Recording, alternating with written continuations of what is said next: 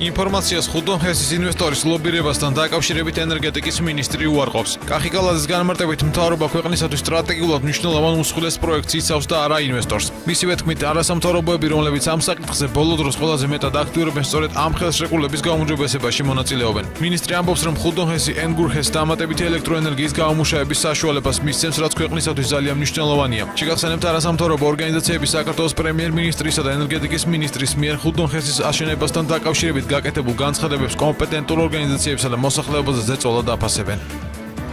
იმ არასამთავრობო ორგანიზაციები, რომლებიც დღეს ყველაზე მეტს იყინებენ, მონაწილეობდნენ ამ ხელშეკრულების, ასე რომ ვთქვათ, განხილვაში თუ სად შეიძლებოდა გაუმჯობესება ყოფილიყო და მივახციეთ იმას, რომ 4 თვის განმავლობაში ელექტროენერგია დარჩება ქვეყანაში, მითითებულია კონკრეტული ფასიც, რომელიც არის ძალიან მაგარი ფასი, მინდა გითხრათ და ძალიან მნიშვნელოვანი. ასევე საინტერესოა ის, რომ ენერგეტიკული თვალსაზრისით ხუდონის ჰიდროელექტროსადგური აძლევს დამატებით ელექტროენერგიის გამომუშავებას ენგურგეს.